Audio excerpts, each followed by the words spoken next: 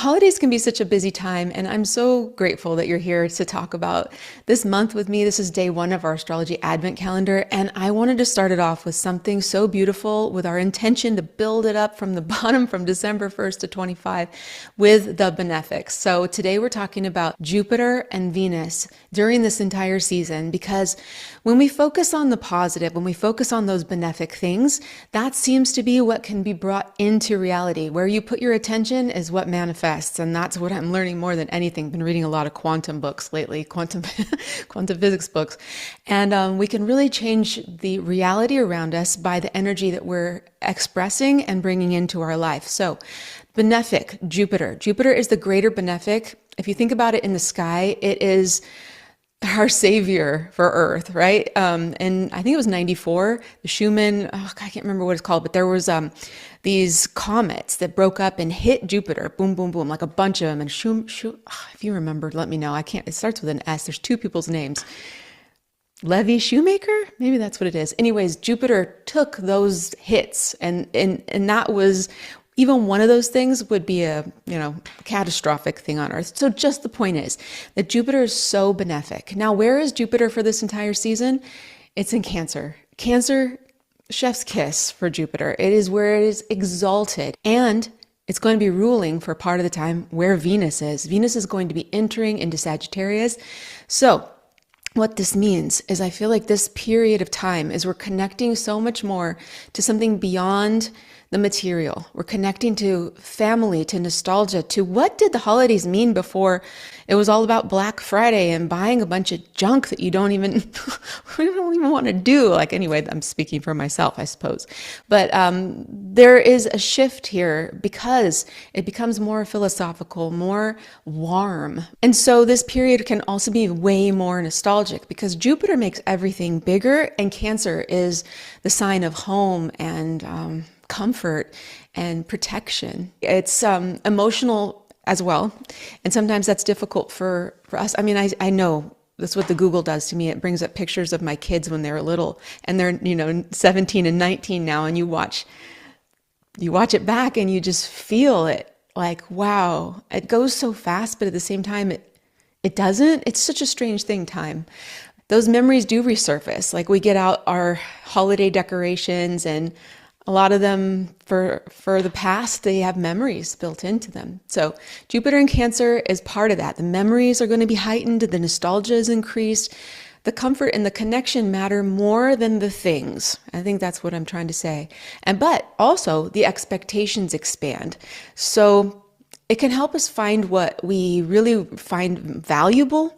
Jupiter is about that, and Venus as well. What do you find valuable? And with Venus going through for the first part, Sagittarius, it's more about what do you want to do? It's more activity based. It's things you do together with your people that you love, This basically means that memory is very heightened, feelings and emotions are heightened, and I think in a really good way, but we have to be careful with that to not fall into the past and miss the present, which I think is where we get Venus, the benefit of Venus and Sagittarius, because it is super present. It's so flexible, can do anything, finds the most remarkable things beautiful, but ideas and philosophy and exploration. In this day and age, it's easier to just be on our phones, on our computers, in our little compartments.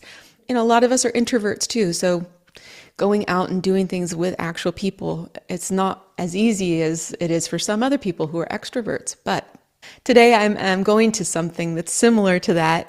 My mom and I got invited to my sister-in-law's family gathering where they do a Christmas craft. It's one of their traditions. This is so Jupiter in Cancer. It's all the women that get together, and we're going to be doing a craft. And I will admit, I am not a crafty person, and I'm not a Christmas person.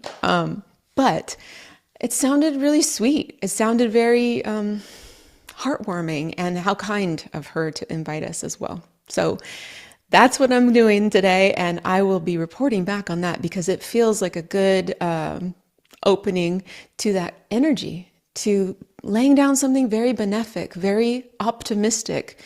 The story I want to connect you with is from the movie National Lampoon's Christmas Vacation. Yeah, okay, so if you know the story, It's very hectic, chaotic. Clark Griswold's the dad. He's bringing his whole family, his in-laws, his I don't know, cousin Eddie shows up, but that's beside the point. That's not the scene that I want to tell you about. The scene that I remember most from that entire movie, well, the one that is the most touching to me, is when he gets stuck in the attic. Okay, so Clark is trying to hide presents. He's going really quietly to go upstairs to hide some gifts. And he opens up the attic thing, and of course it hits him in the head. And he continues to get hit in the head and the face. I think I counted 8 different times. He's going to have brain damage after this, for sure. So anyways, he gets up there and he's sneaking around to hide it. And then the mother-in-law comes out. It's so cold. Why is this so cold? And then she closes him up there. In the meantime, in a very short amount of time, the entire family is downstairs getting in the car to go shopping. Clark's like, hey. Then he's cold because he's in Chicago. He finds all these old clothes in a chest. And so when he picks up the turban, he sees home videos, the old-fashioned kinds, the reel-to-reel. The next thing you see is he's set up an old sheet and the projector, and he's watching these movies. His childhood is playing before him. It's him and his mom is young. And, I'm going to get emotional? No, I'm going to be fine. But it's an emotional scene in the chaos of this crazy movie where all these other things happen that are ridiculous, right? But then the thing that shocked me when I was watching it this morning was the song. I never noticed. I've been watching this movie since 1989, off and on, not like all the time, but from time to time. And I did not remember the song that he's listening to when he's watching it. It adds to this nostalgic, heartfelt. Anyway, it's Ray Charles. I'm going to link that in the description below. And it's a song called The Spirit of Christmas. It was written in 1985 for Ray Charles' Christmas album. But it became really popular, apparently, after 1989. But I don't think I have heard this song other than in this moment. Why isn't that one on the radio all the time? Or where is that one in the grocery store? Why do we always have to hear Mariah Carey? I don't know. This song is special. And in this part of the movie, he's crying and makes you feel it. You just feel it. And the reflection, the emotion, it's real. And that's Jupiter in Cancer. That moment where Clark Griswold, the crazy guy that just wants everything, that matters so much to him to have this family experience, he's having a moment introspective to himself. And he reconnects to what really matters most. And then his wife comes home and she's going to hide some presents. She opens the door and he falls through it. And that's the end of the scene, another slapstick thing. But the point is that there is a groundedness in that to resubmit to the past and see it in a different way. A lot of that has feelings involved that could be hurt feelings or missed opportunities. I mean, how can you not? Sometimes we look back and it's hindsight's 2020, or you miss somebody that's no longer with you. That was so part of your Christmas life, that part of life. But bringing back into reality, into this moment, that we're here to build more memories. That's kind of what the attic scene also teaches. You can't look back only, because you're actually making those memories now as well, The next thing is our Crystal Advent.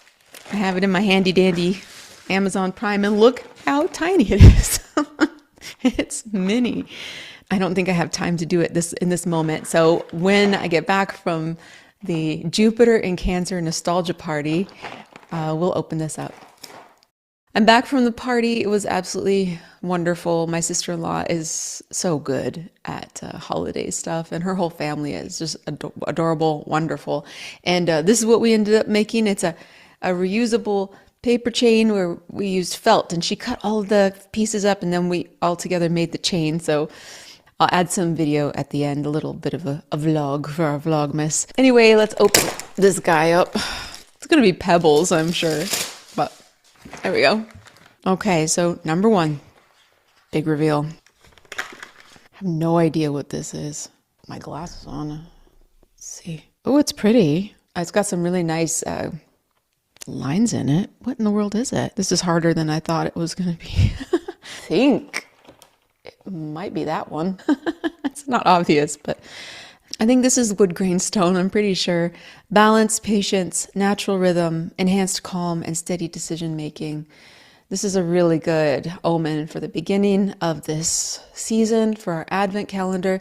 Patience, balance, coming into ourselves, finding some joy and some beauty in the natural world, in the natural rhythm. Wood grain stone. I didn't even know that existed. Completely new to me. Next is our journal prompt, and I just read something in the book that I'm reading right now. It's such a cool book. And the main character said that when you're writing, you can't think of anything else. It's like impossible to not be conceiving what you're thinking when you're writing. So I thought that was really interesting. The journal prompt for today is to write down your earliest holiday memory that still feels warm when you think about it. And notice what that memory reveals about what you want this season to hold, because we're going to build on that nostalgia and the positive version of it, because Jupiter is our benefic in Cancer. And that helps us to stay in a very balanced, what did it say about wood grain here? Balanced, patient, natural rhythm, enhancing calm and steady decision making. We can build this reality ourselves if we want to, and bring that balance into our lives. Okay, we're on the way to the holiday Christmas craft. Wish me luck. I'm going to go to my mom's first, and then we're going to go together.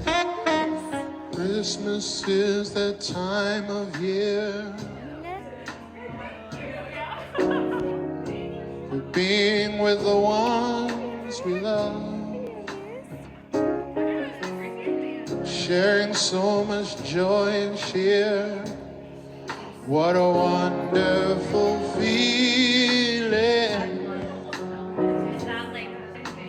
watching the ones we love, having so much fun. So that's the end of day one. I hope you enjoyed it. I enjoyed it. What a lot of fun. I'm looking forward to the rest of it. Remember that you can come in and out as you please. Each day will stand on its own as a unique thing. I like you just the way you are, and I will see you tomorrow for day two. Okay.